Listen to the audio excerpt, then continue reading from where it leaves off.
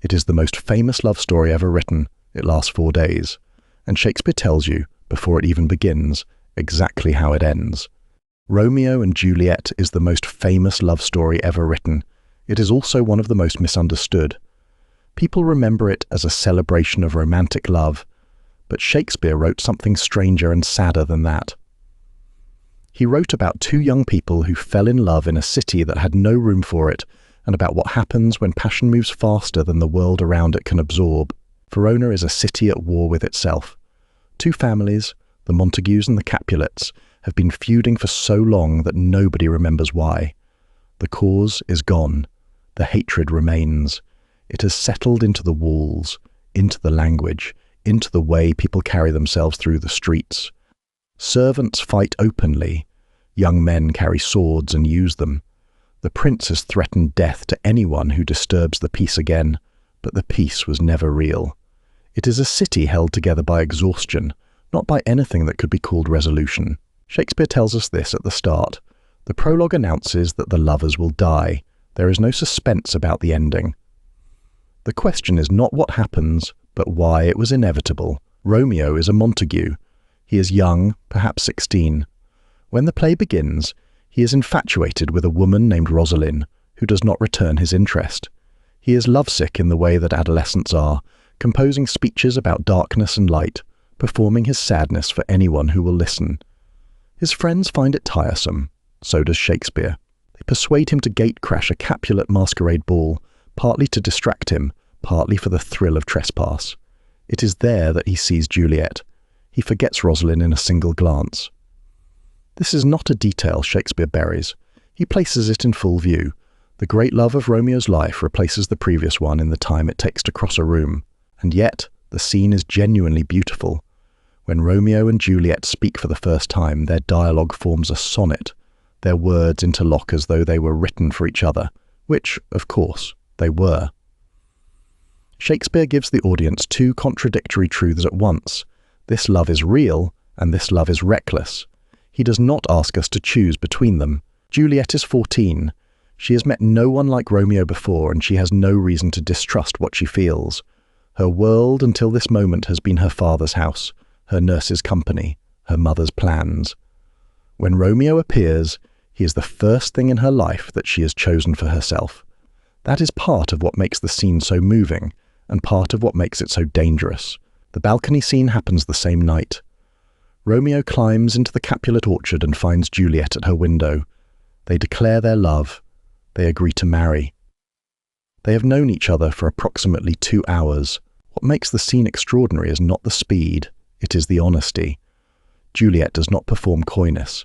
She tells Romeo plainly that she loves him, and then worries aloud that she has said it too quickly, that he will think less of her for it. It is one of the most human moments Shakespeare ever wrote. A young woman, alone on a balcony, caught between what she feels and what she thinks she ought to feel. This is not Shakespeare being careless, it is the point. Everything in this play moves at a speed that prevents thought. The lovers do not pause to consider consequences, because they are young enough to believe that intensity is the same as certainty. They have no frame of reference. They have never felt anything like this before, and they assume that nothing like this will ever come again. The next afternoon, Friar Lawrence marries them in secret. He agrees, not quite out of faith, but out of hope. The hope that their love might quietly undo what years of hatred have built. It is a gentle wager, made by a kind man, but it is still a wager, and it places the full weight of the feud on the shoulders of 2 people who do not yet know what they are carrying. Until this point, there is still room for things to end differently. Romeo and Juliet are married, yes, in secret, but the city has not yet forced them into anything irreversible. The morning is ordinary, the streets are warm. And then the pivot comes. Tybalt, Juliet's cousin, is a Capulet who takes the feud personally. He has seen Romeo at the ball and considers it an insult. He comes looking for a fight. Romeo, newly married to Juliet, tries to refuse. He cannot explain why. He speaks of love for the Capulet name, and Tybalt hears only cowardice. Mercutio, Romeo's closest friend, steps in. He fights Tybalt. Romeo tries to separate them. In the confusion, Tybalt's blade finds Mercutio. The wound is fatal. Mercutio's death changes everything. He is the play's wit. its energy, its refusal to take anything seriously. When he dies, the comedy dies with him. His last words are a curse on both houses, and it is the most honest judgment anyone delivers. The feud has killed the one person who saw it for what it was. Romeo, in grief and fury, pursues Tybalt. He acts without thinking. He acts as Verona has taught every young man to act. He answers violence with violence. Tybalt falls, and in that moment, Romeo's future collapses. He has killed his wife's cousin on the day of his wedding. The prince exiles him from Verona. The separation begins. Juliet is now married to a man in exile and facing pressure to marry Count Paris, a suitor her father has chosen. She cannot reveal the truth. She cannot refuse without reason. She is trapped between loyalty and survival, and she is 13 years old. Her father is not cruel. He believes he is acting in her interest. Paris is a good match, wealthy, titled, and kind. From the outside, there is nothing wrong with the arrangement. But Juliet knows something her father does not. She is already bound, and she cannot say to whom. Friar Lawrence devises a plan.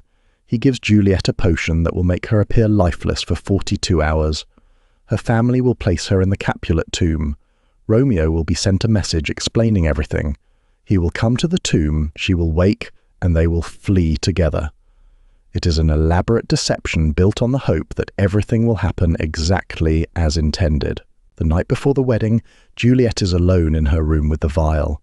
She holds it and imagines what it will feel like to lie in the Capulet tomb, surrounded by the bones of her ancestors, beside the body of Tybalt, still fresh in his shroud.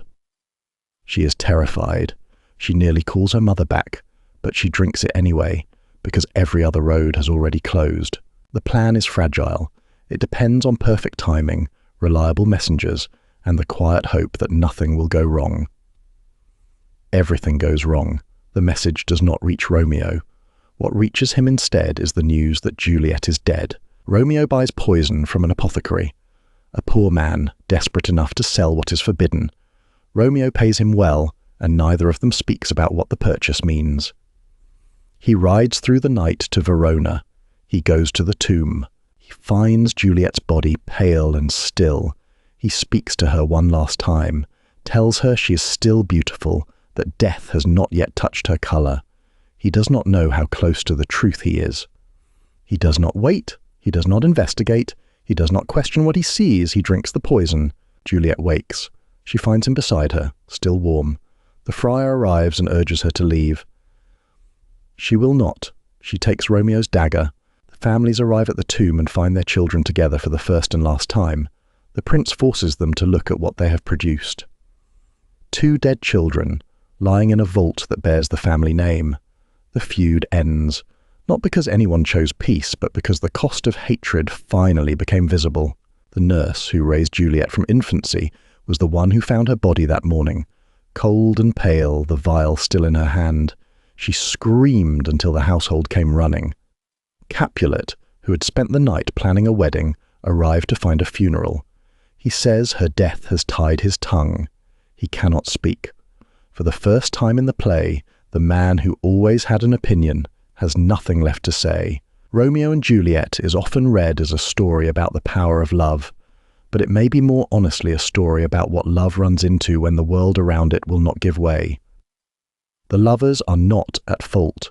They are young, impulsive, and sincere, but everything they do, the secrecy, the haste, the desperate plans, is shaped by a city that has left them no room to do it differently. And when the world around them does not bend, they are the ones who break. Shakespeare understood something about youth that most writers sentimentalize. Young people do not feel less deeply than adults. They simply have less to measure it against. They make permanent decisions in the grip of temporary intensity, not because they are foolish, but because they have not yet learned that feelings shift, that problems sometimes resolve, that time itself can be a kindness. Romeo and Juliet have 4 days.